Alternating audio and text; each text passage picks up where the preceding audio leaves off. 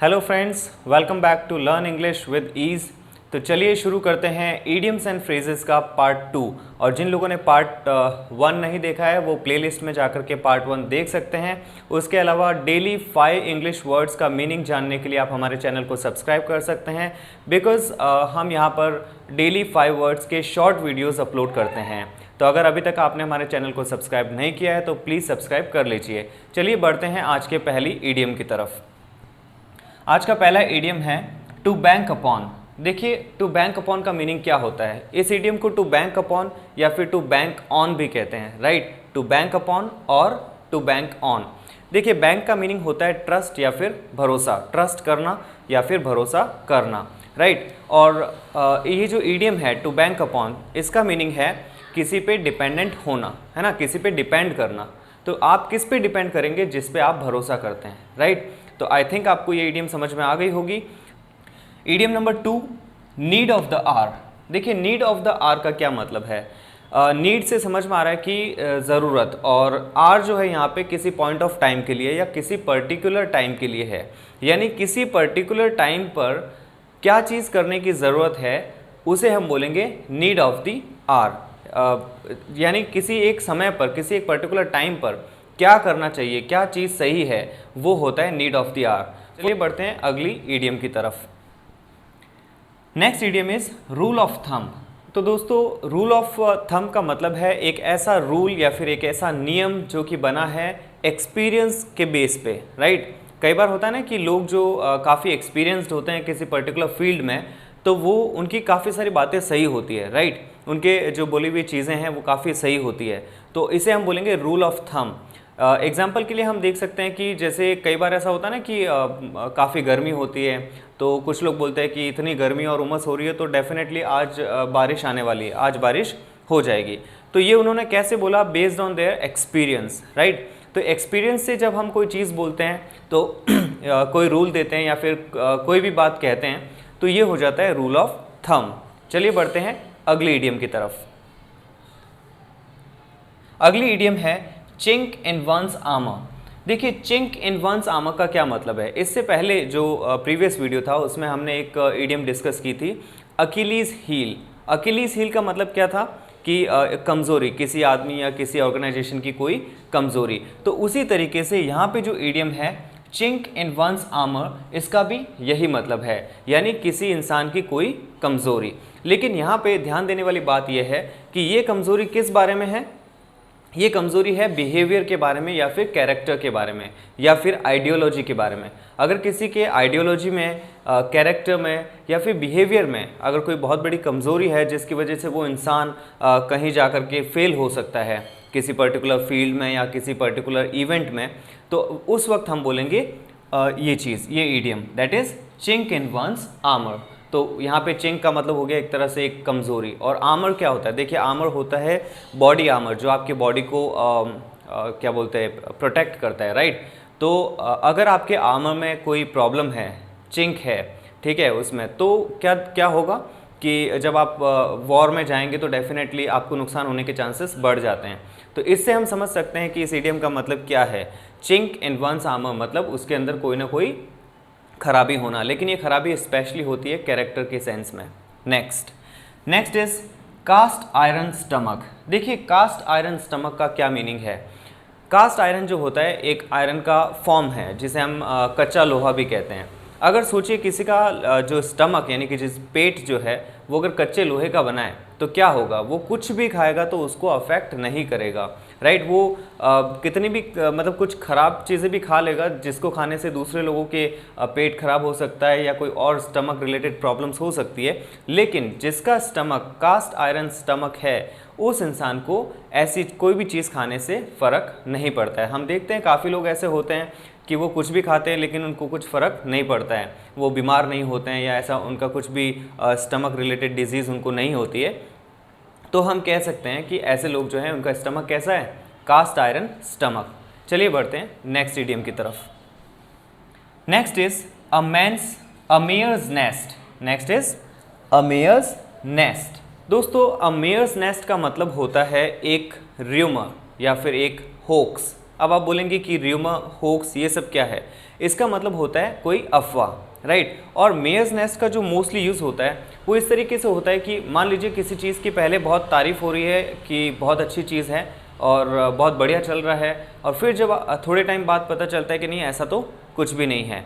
तो जब आप किसी चीज़ के बारे में मान लीजिए यहाँ तक इतना लेवल का सुनते हैं, लेकिन फिर वो चीज़ जो है काफ़ी छोटी सी निकलती है, तो इसे हम कहते हैं मेयर्स नेस्ट, यानी अफवाहें आप कह सकते हो। किसी चीज़ के बारे में जब अफवाहें होती है तो उसको बोलते हैं मेयर्स नेस्ट, यानी हम बोलेंगे कि no it was nothing, it was just a mare's nest, right. Okay, next is to have a dig at. To have a dig at, to have a dig at का मतलब होता है criticise करना। देखिए डिग का मतलब क्या होता है? खड्डा खोदना, राइट। डिग का मतलब होता है खड्डा खोदना। तो यहाँ पे to have a dig at मतलब किसी को आप खोद रहे हो, किसी को आप खोद रहे हो, इसका मतलब आप उसकी कमियां निकाल रहे हो, आप उसकी कमियां निकाल रहे हो, आप उसको क्रिटिसाइज कर रहे हो। तो क्रिटिसाइज करने को ही हम क्या बोलते हैं? This one. उसके लिए कौन सी हम ईडियम यूज़ करते हैं? To have a dig at. तो to have a dig at का मतलब हो गया किसी की कमियां निकालना, उसको क्रिटिसाइज करना, उसके नेगेटिव पॉइंट्स को बहुत ज़्यादा डिस्कस करना। Okay, next is by fits and starts. Bye fits and starts बहुत ही एक कॉमन ईडियम है और इसका मतलब होता है इर्रेगुलरली, यानी जब भी हम कोई भी काम हो अगर वो इर्रेगुलरली हो रहा है तो हम उसे बोलते हैं फिट्स एंड स्टार्ट्स। हम देखते हैं कि कुछ लोग जो पैसे कमाते हैं वो भी रेगुलर नहीं होता, उनकी जॉब रेगुलर नहीं होती, वो कभी किसी चीज़ से कमा रहे हैं, कभी किसी चीज़ से कर रहे हैं, तो उस केस में हम बोलते हैं fits and starts. He is earning in fits and starts. Okay, तो दोस्तों ईडियम नंबर 9 और 10 स्क्रीन पर विजिबल नहीं है, तो पहले हम बात करते हैं ईडियम नंबर 11 की, और जो 9 और 10 है वो हम बाद में डिस्कस कर सकते हैं। चलिए बात करते हैं। तो टेक्स अ बीटिंग। तो दोस्तों टेक्स अ बीटिंग का मतलब होता है नुकसान उठाना, यानी किसी चीज़ से नुकसान उठाना या किसी को नुकसान हो जाना। टेक्स अ बीटिंग मतलब एक तरह से इसका हिंदी में बोले तो इसका मतलब हो गया पिट जाना। कोई चीज़ जब पिट जाती है, मान लीजिए कोई मूवी रिलीज़ होती है और वो मूवी फ्लॉप हो जाती है, तो वो क्या हो गया? मूवी पिट गई। या फिर कोई कंपनी किसी ने स्टार्ट की और वो कंपनी फेल हो गई, तो उस केस में भी हम बोलते हैं कि वो कंपनी पिट गई।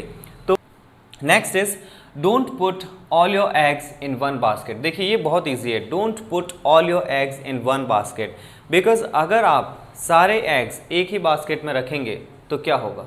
सबसे पहले जोखिम बढ़ जाएगा। अगर बाई चांस मान लीजिए कि वो बास्केट आपके हाथ से गिर गई तो सारे एग्स गए काम से। तो इससे एक बात समझ में आती है कि don't put all your eggs in one basket का मतलब हुआ कि अपनी सारी जो जमा पूंजी है, जो आपका पैसा है या जो आपके एसेट्स हैं, वो आप किसी एक जगह पे मत लगाइए। तो कह सकते हैं कि ये एक तरह की एडवाइस है। Number 13, familiarity breeds contempt. देखिए फेमिलियरिटी ब्रीड्स कंटेंट। फेमिलियरिटी तो आप सब लोग इस वर्ड से फेमिलियर हैं, और ब्रीड का मतलब होता है कोई चीज़ पैदा करना या फिर प्रोड्यूस करना, और कंटेम्प्ट का मतलब होता है घृणा करना या फिर हेट करना या फिर डिसरिस्पेक्ट करना, किसी की रिस्पेक्ट नहीं करना। तो फेमिलियरिटी होने से क्या होता है कि डिसरिस्पेक्ट बढ़ जाती है। इसका क्या मतलब हुआ? इसका एक हिंदी में आप ईडियम बोल सकते हो, घर की मुर्गी दाल बराबर, ऐसा एक ईडियम है। तो मतलब ये हो गया कि अगर किसी इंसान को आप जानते हो और बहुत ज़्यादा अच्छी तरीके से जानते हो, लेकिन जो मैं ये कह रहा हूँ हमेशा नहीं होता है, कभी कभी होता है कि अगर आप उसको जानते हो तो कई बार ऐसा होता है ना कि हम उनकी रिस्पेक्ट करना कम कर देते हैं। Next, all bark and no bite. तो all bark and no bite का क्या मतलब है? देखने से मतलब देखने से ही पता चल रहा है कि ऑल बार्क, सिर्फ बार्क मतलब क्या होता है? जैसे कुत्तों का भौंकना होता है ना, bark. All bark and no bite.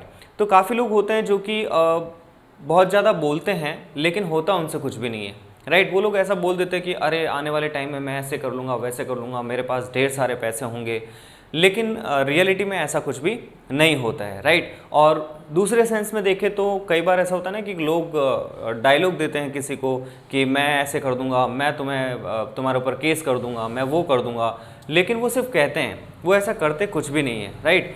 तो इसके लिए भी जो ईडियम है वो है all bark and no bite. तो आप कह सकते हैं कि he is all bark and no bite या she is all bark and no bite. Next, a fool and his money are easily parted। A fool and his money are easily parted. देखिए ये तो बिल्कुल ही simple है, because फूल जो भी कोई मूर्ख इंसान है और उसकी जो मनी है उनको ईजिली पार्ट किया जा सकता है। पार्ट मतलब अलग किया जा सकता है, यानी सिंपली कहने का मतलब ये हुआ कि एक मूर्ख इंसान जो है उसके पास पैसे ज़्यादा टाइम तक नहीं टिकते हैं, बिकॉज़ वो पैसों को बहुत ज़्यादा खर्च करता है और इनसेंसिबल वे में खर्च करता है, वो सेंसिबली स्पेंड नहीं करता है अपनी मनी, तो जल्दी से जल्दी उसके पास क्या होता है, पैसे ख़त्म हो जाते हैं, right. Next, a chip on your shoulder. देखिए a chip on your shoulder, इसका ये मतलब नहीं है कि यहाँ शोल्डर पे एक चिप लगा दी है और इससे कुछ होने वाला है, ऐसा बिल्कुल नहीं है। चिप ऑन योर शोल्डर का मतलब होता है कि अगर कोई ऐसी बात है पुरानी आपके साथ जो भी हुआ XYZ और आप बड़े दुखी हैं, है ना, तो होता क्या है ना कि जब कोई दुखी होता है तो उसके शोल्डर्स जो है ना थोड़े डाउन से हो जाते हैं, नीचे हो जाते हैं, तो हम बोलते हैं कि अच्छा ये तो बहुत टेंशन में है, या इसके साथ कुछ बुरा हुआ है, या वो इंसान अपसेट है।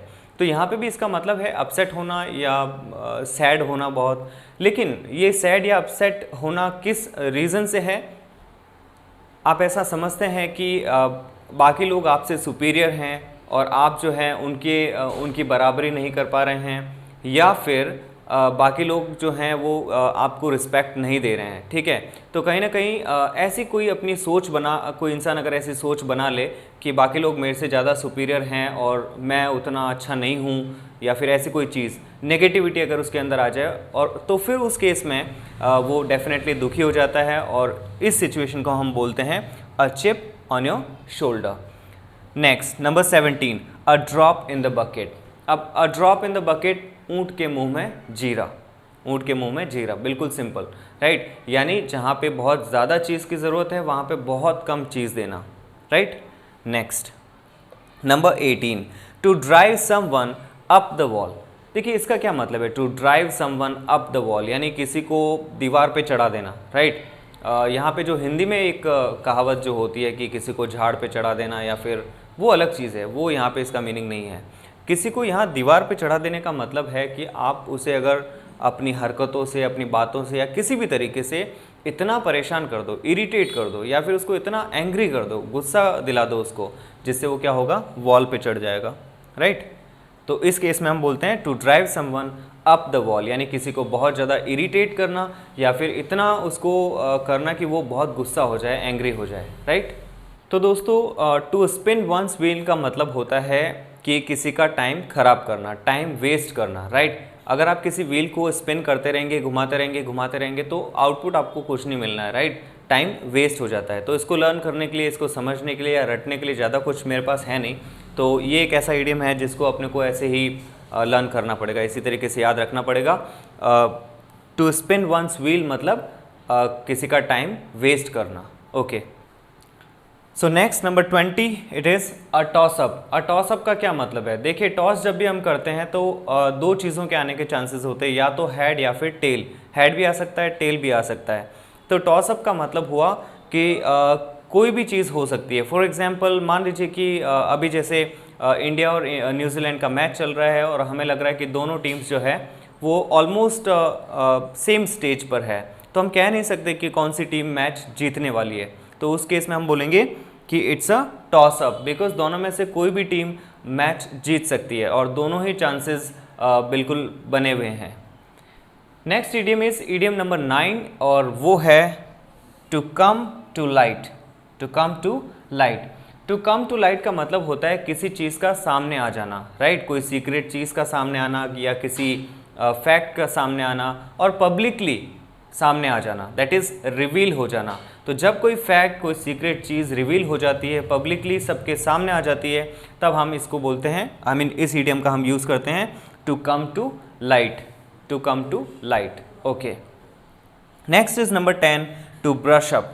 देखिए टू ब्रश अप का मतलब क्या होता है? ब्रश अप का मतलब होता है अपनी नॉलेज को या अपने स्किल्स को एनहांस करना, उनको बढ़ाना। तो अगर कोई अपनी नॉलेज को, जैसे कोई टीचर है फॉर एग्जांपल और उन्होंने कुछ 1 या 2 साल टीचिंग छोड़ दिया, ठीक है, नहीं किया, उसके बाद फिर से वो टीचिंग फील्ड में आए, तो अब उनको ब्रश अप करना पड़ेगा, उनको अपने नॉलेज को, अपने स्किल्स को जो है इम्प्रूव करना पड़ेगा, राइट। इसके अलावा आजकल जितनी भी जॉब्स हैं या जो भी लोग वर्क कर रहे हैं, कुछ भी वर्क कर रहे हैं XYZ, बिकॉज़ काफ़ी कॉम्पिटिटिव माहौल है, तो सब लोगों को अपने ब्रशअप करना पड़ता है, अपने नॉलेज को ब्रशअप करना पड़ता है, अपनी स्किल्स को ब्रशअप करना पड़ता है, राइट।